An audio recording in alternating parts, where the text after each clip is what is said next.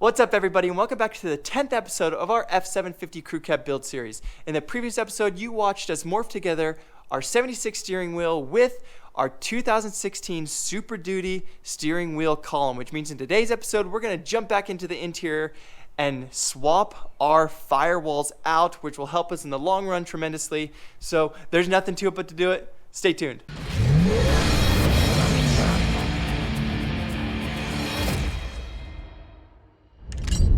All right, you guys, first up for today is we need to start cutting out this firewall. We have a hesitant line of where we're going to cut out first. You can kind of see it from here. It's a natural line from the manufacturer all the way around. One thing we want to make sure we do is we cut out as minimal as possible for now. We can always come back and cut more out as we need to when we bring in the firewall from the 2016 Super Duty. So that's kind of like the main takeaway for now is cut off as minimum as possible. That way, if we need to remove more, we can. It's easy enough to do. It's harder to add material back, and we don't want to do that. So that's up first.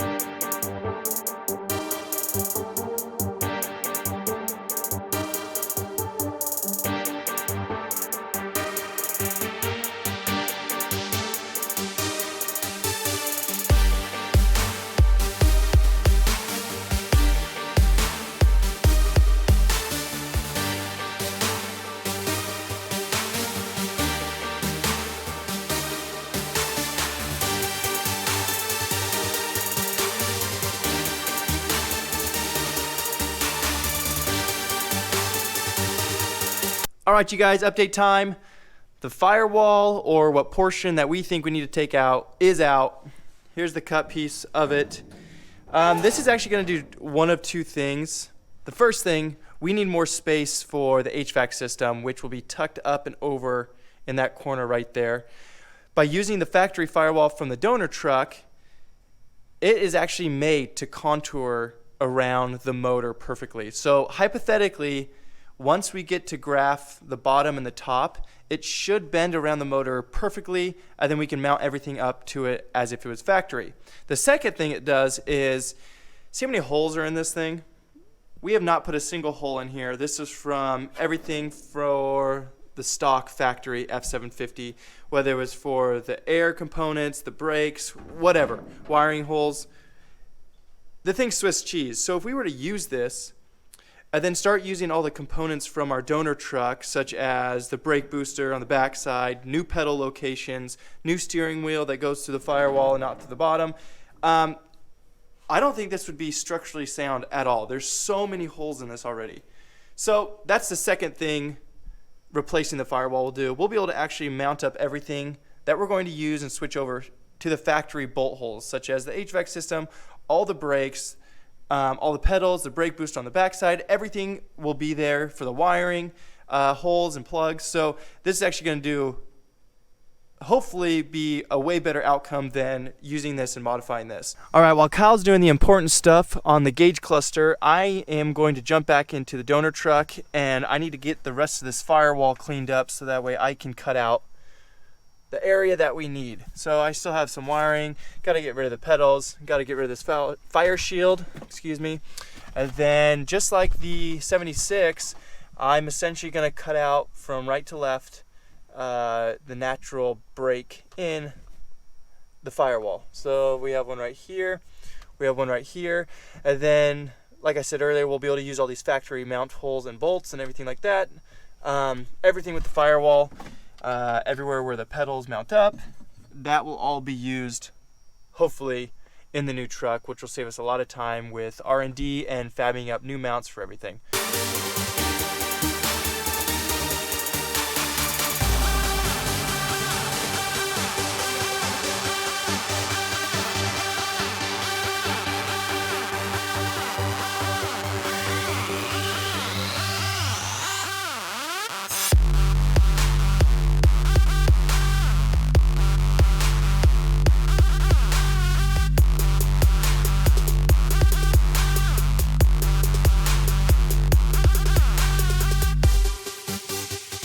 All right, you guys, update time. We now have two trucks with no firewalls. Both of them are cut out. This one is ready for a transplant. You can see we just went along the natural line of the pressed metal in the donor truck, cut it out. The width, this one is a hair bit wider than the 76, so we're actually going to trim up the edges. It's actually about an inch wider, which is perfect because I'd rather cut off material than add it. And yeah, that's pretty much it. Everything's cleaned out of here. We are ready to make the transplant. So next up is to put this firewall into that truck over there, mock it up, figure out where it needs to go, and there's nothing to it but to do it. Hello. Say hello. We'll keep you guys updated.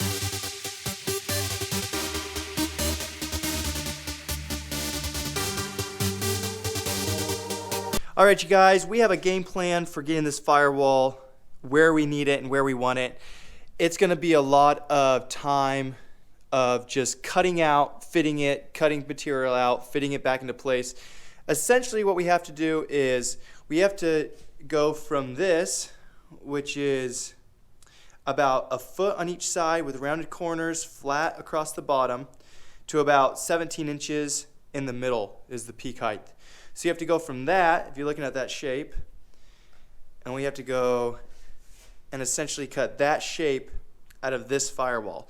Now luckily for us, the bottom is relatively flat until here, and then in the factory donor truck it dips down and comes out. So the first thing we're going to do is we are going to notch this out up top. This is for the support of the dashboard, of the factory dash of the donor truck. This is just for the whole support metal piece.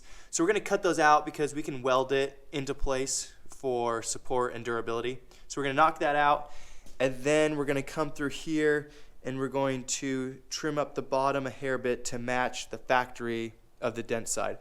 Now, we don't think that's going to be the best and most perfect fit, but we know that's where we have to start at.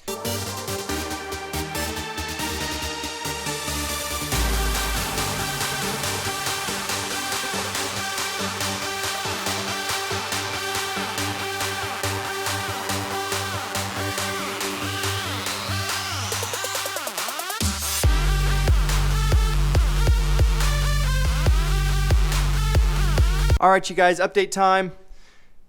It doesn't fit. Big surprise, right?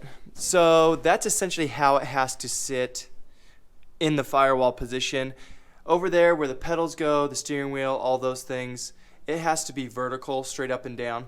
And then these are the two areas that have a slight angle to them when they're sitting in their final resting place. Obviously that's not where it's going. It's just sitting in front of the firewall of the truck. So what we're going to do is to keep the spacing for the steering wheel and all the pedals in relations to the floor, we're actually going to cut out more of the firewall. Over here is more straight, it's more flat across coming through here, so we're going to be able to keep the factory. Let me move this out of the way. Hardly see it with the light. Anyways, we're going to be able to keep more of the factory firewall here, but on the other side, I don't know if you guys can see that, we're going to cut out some of the extra firewall right there to compensate for the dip that goes right there. We figured it's more important to have the pedals and everything in the proper place in retrospect to the floor than it is to have the firewall from the factory truck. So that's what we're going to do next. We're going to cut out there. There's a line right here. That's potentially where we might have to cut out, but for right now we're going to just cut out as minimal as possible because we can always cut out more. It's going to be a lot harder to add material.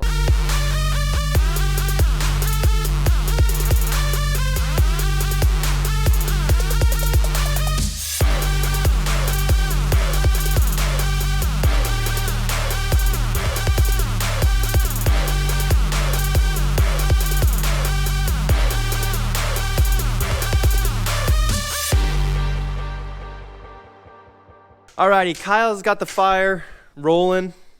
So now that it's warm in the shop, he's going to keep going on the steering wheel and the disassembly of the 2016 Super Duty steering wheel. And then I'm going to jump inside the truck and I'm going to remove the HVAC system and start cutting out any little knick-knacky piece from the floor pan.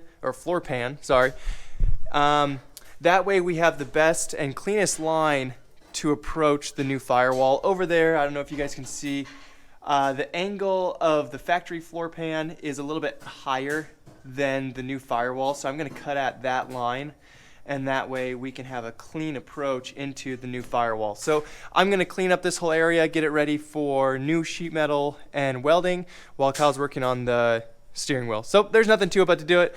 We're going to get going, and we're staying warm.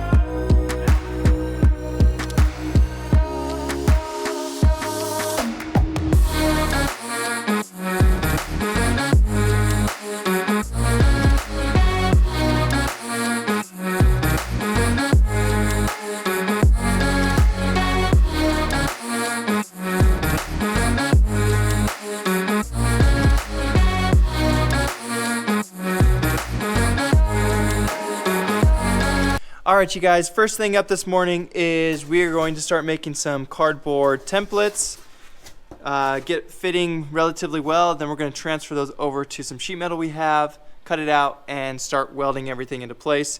We don't think we have to cut out any more of the floor pan, but that may be determined differently later down the road. So there's nothing really to it but to do it besides just cutting up cardboard and making it fit. So we'll give you guys an update shortly.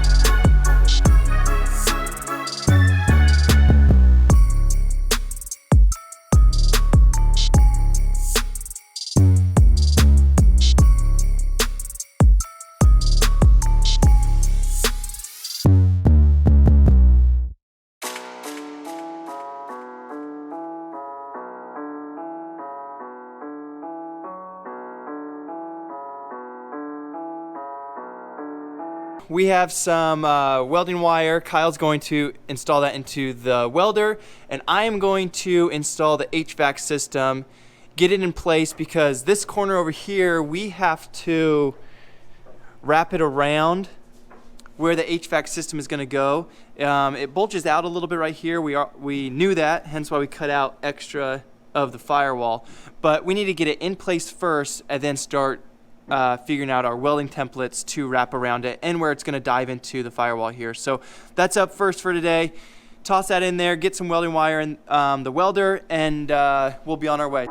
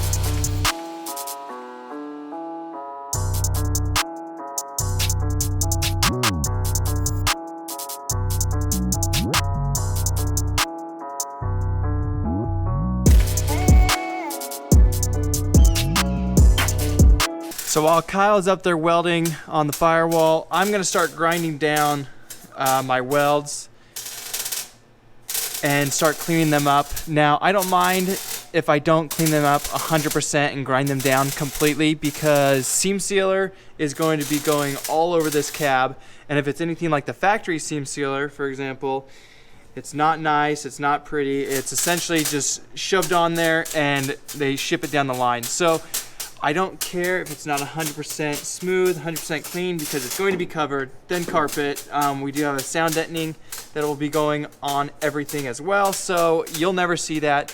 But I do want to knock off the high points so that way we can at least get the seam sealer smooth and there's no bumps, especially right around here. I don't want to be having my foot on the pedal or the brake or the gas or anything and feel something up underneath. It would probably be pretty uncomfortable. So I'm knocking off all the high points. So that's what I'm going to do up next.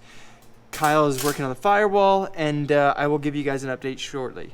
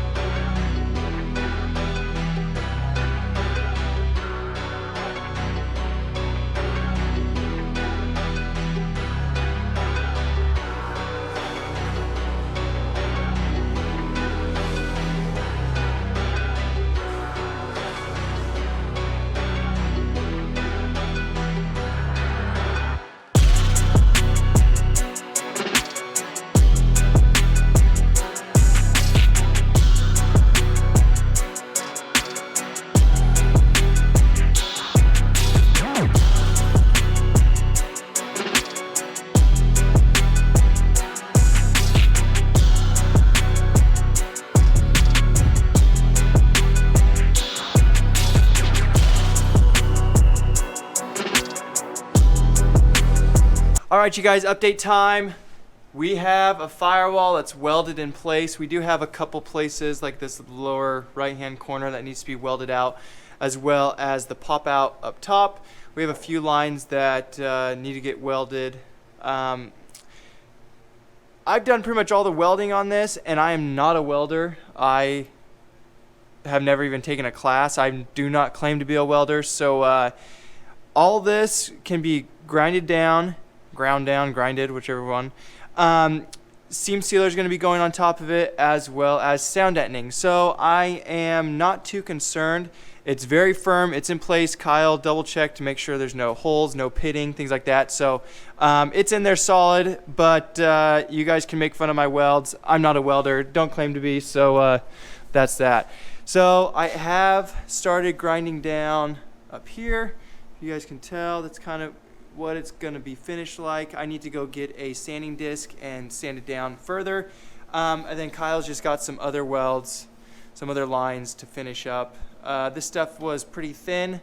I needed it to get the contour of the box right here. So I used a different gauge metal that's really thin. And I just keep burning through it, making holes. So I'm going to let Kyle do that because he actually knows how to weld and won't waste time and money and material. So yeah, he's going to do that. So I'm going to get back to the inside, grinding it down, and yeah, that's pretty much all we have left. We have a couple seams to weld up, and then we are completely done with the firewall. I don't think I'm going to do a time lapse of me grinding everything down just because that's boring, and you guys just want to see a finished result. So, but that's it. We'll touch the HVAC system in right now to double check to make sure everything fits, but that's the gist of it. We have a 1976 F750 CrewCab with a firewall of a 2016 Super Duty.